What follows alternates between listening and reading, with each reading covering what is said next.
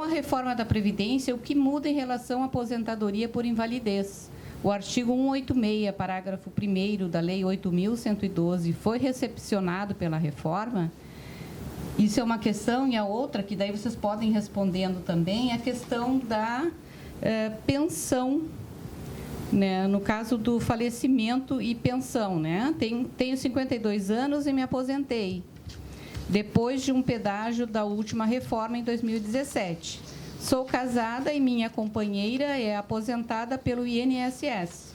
Pelas regras atuais, ela receberia... Atuais não, seriam as anteriores, né? Ela receberia a pensão integral, no caso do meu falecimento. Quem nos pergunta, óbvio, é uma colega, né? A servidora do Judiciário. Muda alguma coisa para ela na pensão com a reforma do Bolsonaro, se eu faltar? Então, é pensão por morte, né? E a outra questão é a aposentadoria do invalidez. Então, a gente teve uma alteração de nomenclatura, né? Por exemplo, por invalidez, essa terminologia ela não é mais usada na norma constitucional, é incapacidade permanente, naquela linha que o Felipe colocou, né? Que agora foi colocado uma etapa prévia à declaração de incapacidade permanente, que é a tentativa de readaptação. Se for possível readaptação, o servidor ele não é aposentado por incapacidade permanente, né? Ele permanece no serviço ativo nos termos que o Felipe colocou lá, em cargo de condições equivalentes, de instrução, de remuneração.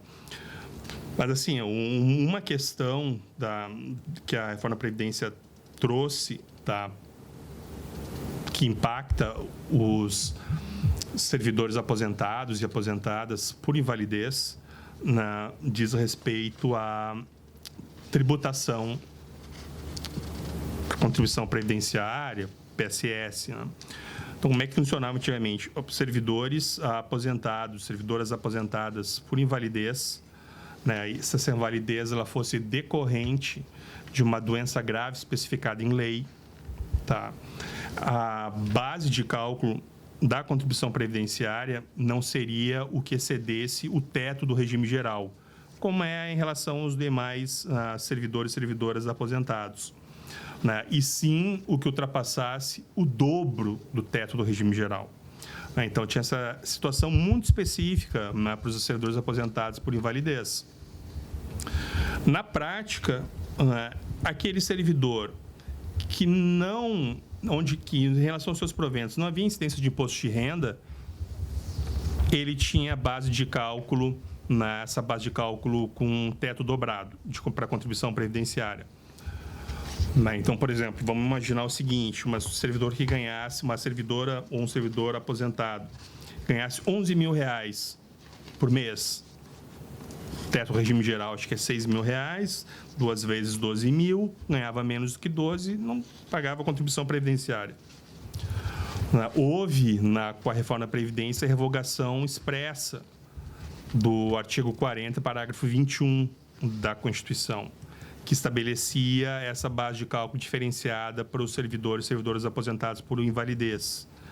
Então, houve essa revogação expressa e, em tese, os servidores e servidoras, eles passariam, aposentados por invalidez por doença grave, eles passariam a contribuir da mesma forma que todos os demais servidores e servidoras aposentados contribuiriam acima do que ultrapassasse o teto do regime geral.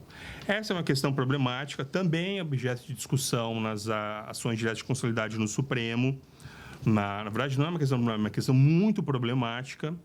Tá? E o que se observou, até agora, que grande administração, o Executivo da União, o Legislativo da União, tiraram como linha de que, como eu estou alterando uma isenção, uma imunidade, na verdade, eu estou majorando o tributo, contribuição previdenciária, contribuição social, e para sua exigência, ela só poderia ser exigível depois de 90 dias de vigência da norma que altera. Então, a gente jogaria dia 1º de março do ano que vem.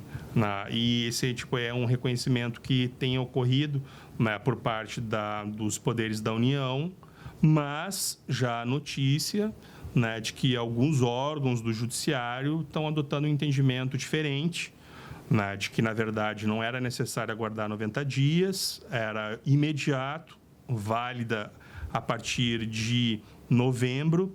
Então, aquele servidor, por exemplo, o servidor que em novembro ganhava R$10 mil, R$11 mil, e não contribuía, porque não ultrapassava o dobro do teto regime geral, ela passaria de imediato a contribuir sobre o que ultrapassasse R$6 mil. Então, ela teria já uma contribuição e previdenciária já por contribuição tirada por PSS. Mas essa é uma questão que também, junto com praticamente todas as outras que a gente discutiu aqui, ela vai ser objeto de decisão final por parte do Supremo, né? A pensão por morte foi colocada, explicado? Sim, é que são regimes, então, diferentes, né? Exato, porque foi possibilitada a acumulação. Não, né? E a outra questão era sobre a por invalidez. Sim, mas são com relação à questão da pensão por morte, são regimes previdenciários diferentes. Um é um regime geral e quem questionou é servidora pública e preocupada, então, se ela teria... Federal, e a companheira é regime geral. Certo, então aqui, pelo que está disposto, não teria problema na acumulação, né? E só que o percentual sim que reduziu para 50% agora, Tá. da pensão. Porque sim, isso o Felipe colocou também, acho que é um fator chave para essa discussão, porque a gente já tinha uma situação de que as pensões estavam limitadas a 70%, era a situação anterior à emenda, agora ela rebaixou para 50%, com um acréscimo de 10% no caso de existência de dependentes. E uma situação que essa situação, sim, ela foi de um grau de malignidade sem paralelo. Porque anteriormente, por exemplo, se eu tinha um dependente, o meu dependente, por exemplo, completa 21 anos, ele deixa de ser dependente, deixa de ser beneficiário da pensão, aquele valor que ele recebia retornava, na cota retornava para os outros beneficiários da pensão. Agora, gradativamente, conforme a pessoa perca o status de beneficiário da pensão dependente, aquela cota parte não reverte mais para os outros beneficiários. Ela deixa simplesmente de ser paga.